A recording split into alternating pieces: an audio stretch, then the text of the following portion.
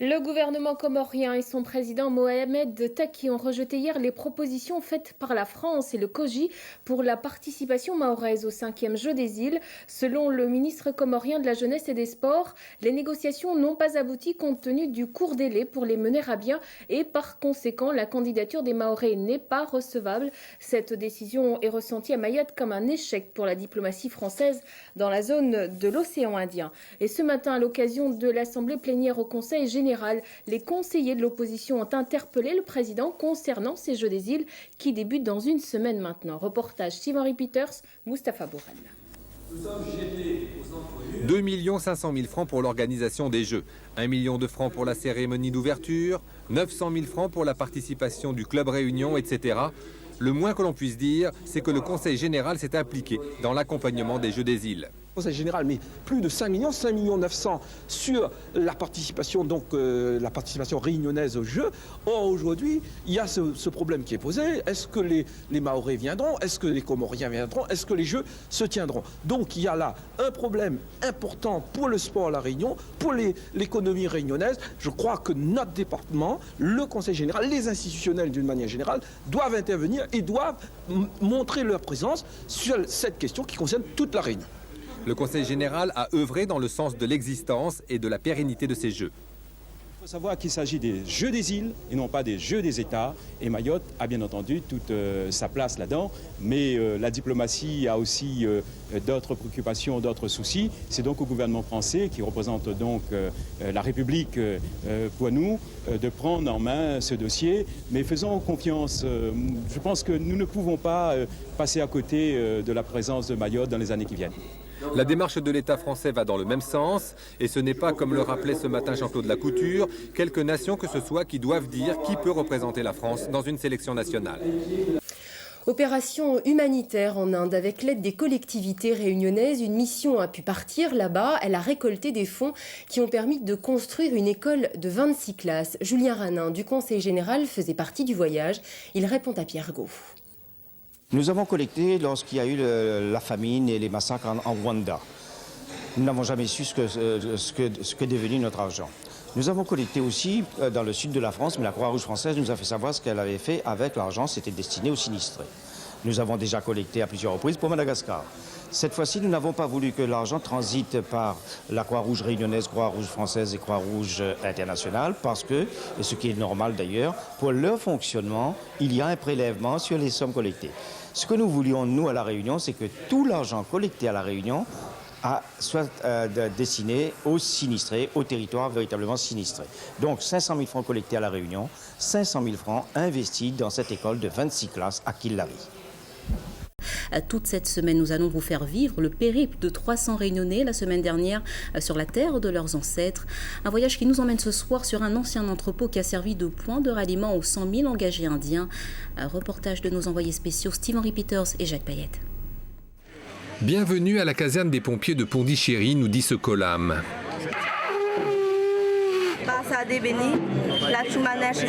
1000 noms égrenés. C'est ici, alors qu'elle n'était qu'un entrepôt, qu'étaient entreposés les engagés indiens en partance pour la Réunion. Les tambours réchauffent les peaux pour chauffer les cœurs. Le rendez-vous que se sont donné plus de 300 Réunionnais ce matin-là est une page entière de l'histoire de la Réunion en général et de chaque Réunionnais en particulier. Ma grand-mère est née ici, au Tamil Nadu, en 1873. Ils sont partis à La Réunion. Ils ont eu 3 enfants, dont mon père, à la fin du XVIIIe siècle. De l'autre côté de l'océan, c'est toute la Réunion qui est concernée. Sous le regard de duplex bienveillant, la marche commence.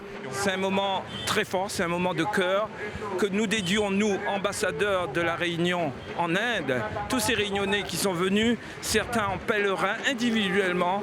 Et nous avons donné le symbole de cette unité réunionnaise à travers le comité interreligieux de la Réunion, à travers toutes ces grandes religions qui ont été autour de nous et à travers tous ces jeunes qui aujourd'hui égrènent les noms de nos ancêtres en leur mémoire. Recueillement et solennité sont de mise. Tous ont dans leurs mains une ou quelques roses, autant de pétales mal pour autant d'origines. Il faut évidemment se rappeler que c'est tout ça qui fait qu'il y a la Réunion aujourd'hui.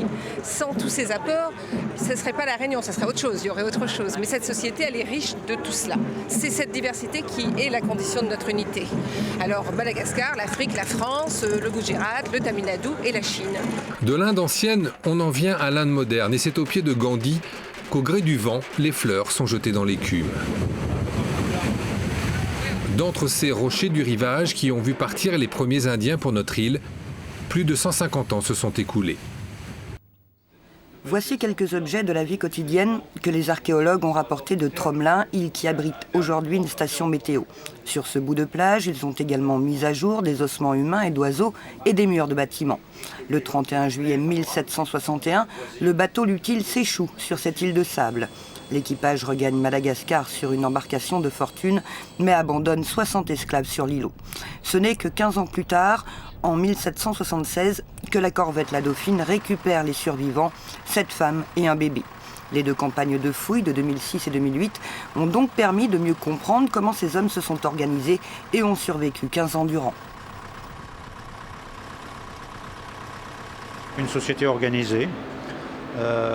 Et surtout une société qui a utilisé avec une grande maîtrise tout ce dont elle pouvait disposer dans son environnement, allant même à l'encontre de ce qui est connu comme les traditions des Malgaches, c'est-à-dire j'ai besoin de construire ma maison, tant pis si c'est pas comme on le faisait au pays, mais on le fait parce qu'on en a besoin. Donc une grande capacité à s'adapter aux conditions d'environnement. Dans quelques jours, on va fêter ce 20 décembre et on se rend compte qu'on a un passé extraordinaire. Ce passé, il est là, il est à La Réunion bien sûr, mais il est dans cet océan Indien et ça c'est un passé commun. Commun aux Mauriciens, commun aux Malgaches, commun aux Réunionnais, puisque nous retrouvons des esclaves malgaches qui, moi-même j'ai des origines malgaches comme de nombreux Réunionnais, et nous retrouvons ces Malgaches sur cette île qui vivent très difficilement mais qui réussissent à se réorganiser. L'étude scientifique des ossements retrouvés permettra peut-être de savoir de quoi sont morts certains de ces hommes, carence, maladie ou intoxication au plomb. D'ici quelques mois, on pourrait enfin connaître l'histoire de ces esclaves oubliés. Ce week-end, Saint-Paul fête le 350e anniversaire du peuplement de la Réunion. Des animations sont prévues pour parler de notre histoire, défilés, rassemblements de bateaux, cabars et en point d'orgue, un spectacle inédit. Comme vous le voyez sur ces images de son, lumière, eau et images 3D. Rendez-vous est donné dimanche soir sur le site du débarcadère à 20h30 pour apprécier l'histoire de notre île autrement.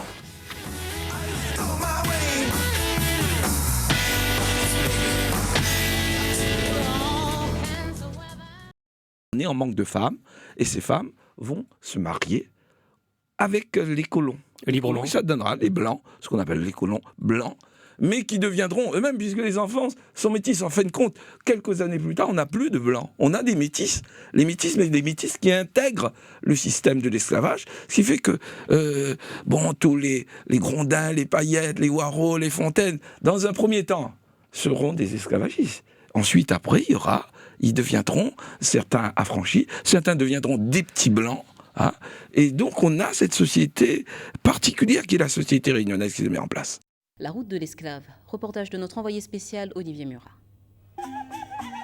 Au cœur du jardin de la mémoire, Réunionnais mozambicains célèbrent dans la joie l'inauguration de ce lieu dédié aux milliers d'esclaves déportés à la Réunion au XVIIe siècle. Chacun garde à l'esprit l'histoire terrible de la traite négrière, mais aujourd'hui l'heure est aux retrouvailles.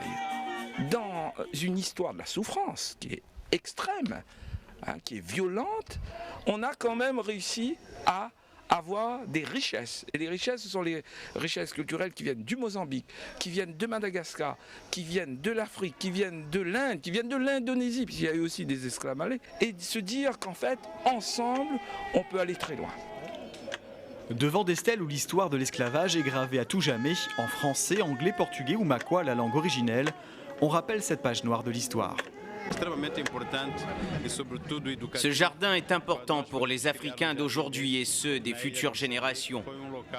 Il permettra aussi aux gens de passage de découvrir l'histoire de l'esclavage. Un jardin de la mémoire bâti dans un ancien entrepôt esclave sur la côte de l'île au Mozambique, tout un symbole. Sur le quai qui servait autrefois de point d'embarquement, une pièce de théâtre se joue. De jeunes Mozambicains sont enchaînés. Les marchands portugais et africains négocient leurs prix. On les traite comme de vraies bêtes. Pour les jeunes Mozambicains, c'est une découverte. Peu d'entre eux sont scolarisés. On ne s'imaginait pas du tout que ça se passait comme ça. Dans ce jardin sacré pousse le manioc, la nourriture des esclaves. Les artistes Sophie Bazin et Baptiste Cave pour La Réunion ont été mis à contribution, comme les Mozambicains Manu et Étienne. 12 sculptures sont disposées en rond, elles invitent à la réflexion. C'est finalement ça, ce jardin, faire résonner en lui cette part d'humanité profonde, cette part de ce qu'on a de semblable avec l'autre, quelle que soit son origine. Réunion et Mozambique réhabilitent leur histoire et ont les yeux tournés vers ces fils et filles qui peuplent l'océan Indien, comme Nathalie Natiambé, la seule petite note créole de ce jardin de la mémoire. Le langagisme n'a pas concerné que les Indiens. Des Chinois, des Africains et Malgaches sont introduits dans l'île pour l'essor de l'économie sucrière. Il est vrai que la plus grande partie de la main-d'œuvre provenait de l'Inde. Le courant migratoire, ouvert en 1828, s'arrête définitivement le 11 novembre 1880. La Grande-Bretagne en a assez de fournir des bras à sa grande rivale, la France. Nous explique, et les photographies, les témoignages que nous avons, ils n'étaient pas tous dans la canne à sucre. Il y avait des gens qui étaient des artisans, des coiffeurs, des cordonniers, etc. Mais ce qui veut bien dire que cette population, elle avait aussi, on appelait ça avant esclaves à talent, mais il y a aussi des engagés avec un savoir-faire, des engagés à talent. Ils avaient un savoir-faire, ils ont amené ça évidemment comme tous les autres composantes pour contribuer au développement de la société réunionnaise. Les immigrants chinois sont arrivés à La Réunion en premier comme des engagés. Et puis le deuxième symbole, c'est que dans le cadre du 350e anniversaire du peuplement de l'île, c'est marqué donc la contribution des Chinois d'outre-mer à cette création de la société réunionnaise d'aujourd'hui. À leur arrivée dans la colonie, la plupart des engagés transitent au lazaret avant d'être affectés sur les grandes propriétés. L'immigration indienne, suspendue donc un 11 novembre, a permis à quelques 120 000 individus d'entrer sur le territoire réunionnais. Nous sommes dans la cour centrale de la maison d'arrêt de Saint-Denis. Depuis sa fermeture fin 2008, très peu d'images ont été diffusées sur cet ancien établissement pénitentiaire de La Réunion. 4 ans se sont écoulés depuis que la maison d'arrêt a été définitivement mise hors d'usage. Un silence pesant et manifeste en circulant dans les couloirs d'un des principaux bâtiments. Voici une cellule classique de l'ancienne prison. Cette cellule collective prévue pour 11 a accueilli bien plus de pensionnaires. Parfois, un matelas de plus était aménagé dans ce genre d'espace. À un niveau inférieur, nous attend le mitard. Dans cette cellule, il n'y a pas grand-chose, véritablement. C'est ici qu'étaient regroupés tous les pensionnaires, tous les récalcitrants. Cette fois-ci, ce n'est pas l'usure, mais bien la main de l'homme qui a modifié le site. Une campagne de fouilles a eu lieu il y a environ 1 an. Principale confirmation des vestiges de 1771 sont encore là. À l'achat, existait un premier petit bâtiment. Ici, c'était le quartier des femmes. L'agencement des cellules est très différent de celui des hommes. Il n'y a plus de femmes dans ces espaces. Seuls des pigeons nous reçoivent et des illustrations diverses qui ont résisté au temps. Remarque, les murs sont mieux tenus que dans les cellules des hommes. Ici, l'œuvre d'un détenu qui comptait les jours passés dans la geôle de Saint-Denis. Partout des tentatives d'évasion. Au parloir ou dans la partie encore visible, l'expression était relativement libre. L'administration tentait de donner à cet espace un semblant de liberté. À propos de liberté, dans les années 90, quelques détenus inspirés avaient réussi à creuser un trou dans l'épaisse enceinte qui donnait sur la rue Labourdonnais. Bizarrement, c'est à cet endroit que recevaient parfois les pensionnaires de la maison d'arrêt des colis venus de l'extérieur, du rhum et même du zamal. La SHLMR paiera un peu plus d'1 500 000 € pour s'emparer de l'ancienne maison d'arrêt.